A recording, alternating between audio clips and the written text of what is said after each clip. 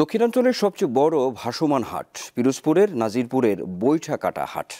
সেখানে সবজি ও চারা বেচাকেনা বিক্রি করে স্বাবলম্বী হয়েছেন অনেকে। তবে যোগাযোগ ব্যবস্থার উন্নতি হলে এই হাট আরও জনপ্রিয় হতো বলে মনে করেন ব্যবসায়ীরা। সারি সারি নৌকার এই দৃশ্য যে কারো নজর কাড়বে।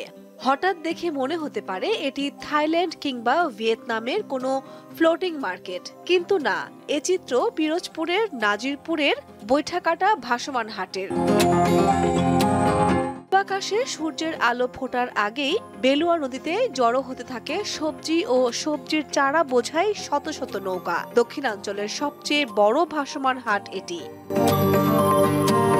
আশপাশের গ্রামের চাষিদের উৎপাদিত ফসল আর সবজি নৌকা বোঝাই করে হাটে নিয়ে আসেন চাষিরা। তরতাজা এসব সবজি কিনতে আশপাশের বিভিন্ন জেলা থেকে আসেন ব্যবসায়ীরা। ভাসমান এই হাটে ক্রেতা বিক্রেতাদের জন্য পাওয়া যায় মিষ্টি পান ও সকালের নাস্তা। সবই থাকছে নৌকাতেই। করলা চারা, বাগুন চারা, মরিচ চারা, চারা, সুপারি চারা, আম চারা, তারপর বিভিন্ন কাঁচামাল আইসি, মধু কচু নিয়ে আসি, পানি কচু, এরপর আপনার সুপারি চারা নিয়ে আসি। সপ্তাহের শনি ও মঙ্গলবার বসে এই হাট।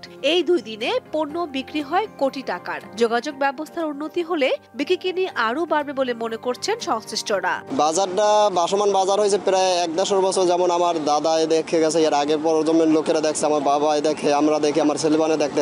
এই অত্র অঞ্চলে পানিতে নিমজ্জিত থাকার কারণে ভাসমান পদ্ধতি বেটে সিস্টেমে এখানে চারা উৎপন্ন করে এবং এই চারা এই বৈঠাকাটা বাজারে এখানে ভাসমান পদ্ধতিতে বিক্রি হয়। পণ্যের মূল্য খুবই কম। প্রায় 1 কিলোমিটার দীর্ঘ বাজারটি সকাল 8টা থেকে ঘণ্টাখানেক জমজমাট থাকে। দীপ্ত বার্তা কক্ষ।